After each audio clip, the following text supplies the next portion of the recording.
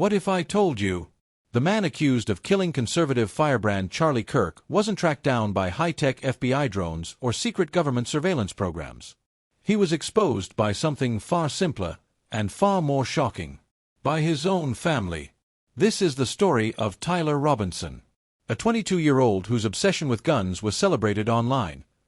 Those bullet casings, and I believe we have that as well. And I will share that with you now. So the area north of Campus Drive Road where the suspect crossed over, you saw some of that in the video that we released last night, consists of a grassy area with trees on the edge of the UVU campus. Investigators discovered a bolt-action rifle wrapped in a dark-colored towel. The rifle was determined to be a Mauser Model 98 .30-06 caliber bolt-action rifle. The rifle had a scope mounted on top of it. Investigators noted inscriptions that had been engraved on casings found with the rifle. Inscriptions on a fired casing read, "Notices bulges, capital OWO, what's this question mark?" Inscriptions on the 3 unfired casings read, "Hey fascist, exclamation point." Father worked the land as a farmer and lived by simple values, and whose radicalization came not from shadowy recruiters, but from the glowing screen of the internet. Today, we dive deep into how a young man drifted from hobbies to hatred, from memes to extremism, and how his family became the unlikely turning point in a nationwide manhunt. Welcome to Imboni Yaw. It started with grainy surveillance footage. A hooded figure fleeing the scene after shots rang out at Charlie Kirk. The FBI released the images, pleading with the public, "Help us identify this suspect." And then came the call. Not from a stranger. Not from a neighbor. But reportedly from his own father. Imagine that moment. You see the FBI photos on TV. The way he walks, the build, even the slouch of the shoulders, it's unmistakable. It's your son. Do you stay silent? Or make the hardest call of your life? That call ended the manhunt. Tyler Robinson was arrested. And America's questions only grew louder. So who was this young man? Tyler Robinson, 22. No long criminal record. Not a hardened militant. But people close to him noticed things. He loved guns. Not just as tools, but as symbols. Scroll through his mom's old social media posts, and you'll find pictures. A proud mother showing her son smiling, holding rifles, posing like a soldier. At the time, it seemed innocent, just a hobby, some would say. His father, a farmer. A man tied to the land, embodying rural grit. Hard work, tradition, community. 2 worlds, the father's simplicity, the son's growing digital obsession, colliding under one roof. Here's the real question. How does a gun-loving farm boy become a suspected political killer? It starts online. At first, Tyler was just another young man scrolling memes. Discord chats. Reddit threads. Thank you, Governor. This is what happens when you let good cops be cops. In less than 36 hours, 33 to be precise, thanks to the full weight of the federal government and leading out with the partners here in the state of Utah and Governor Cox, the suspect was apprehended in a historic time period. And I want to highlight what Governor Cox said. This would not have been possible without you, the media, and you, the public. That's why we went so public, so fast, and we're so transparent, and we're committed to that transparency. The arrest didn't just dominate headlines. It drew an immediate reaction from the highest level of politics. Former President Donald Trump called the killing of Charlie Kirk a heinous assassination.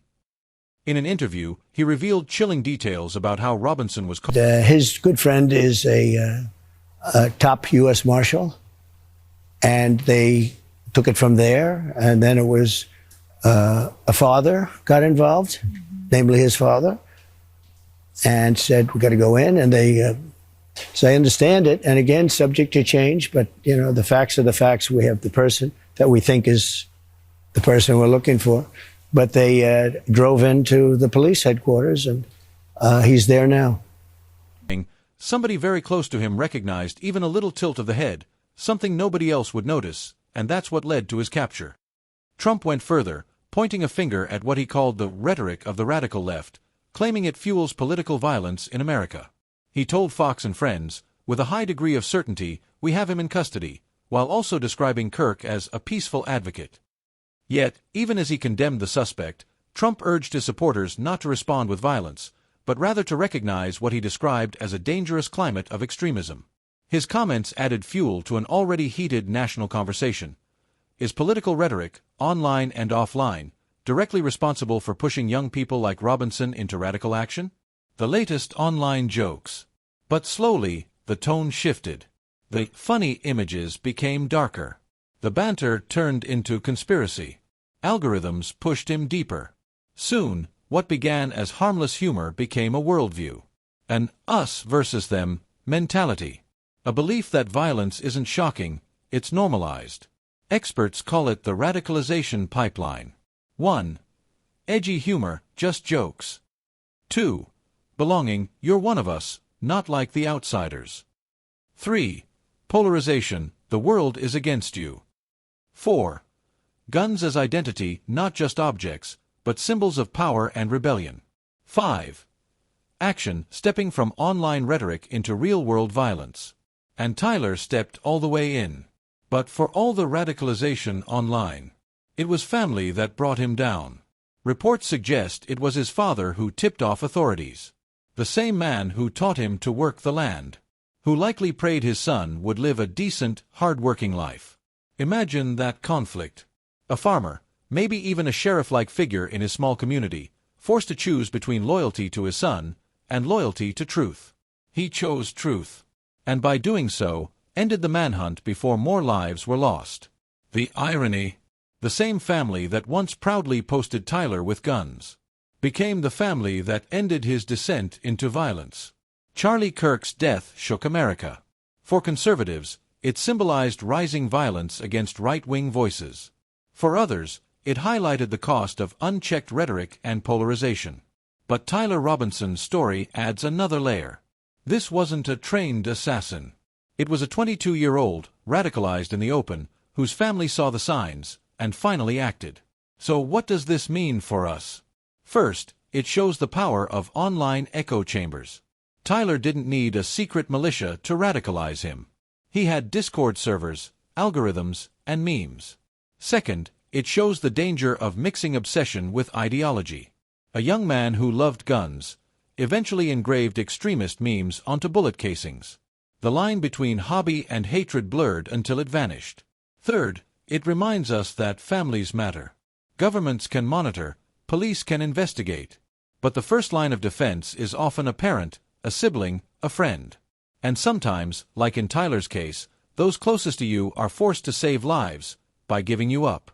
Tyler Robinson's arrest is more than a headline. It's a warning about a generation growing up in online echo chambers, where hobbies can turn into obsessions, and obsessions can spiral into violence. It's also a reminder that while the internet radicalizes, it's often family that intervenes.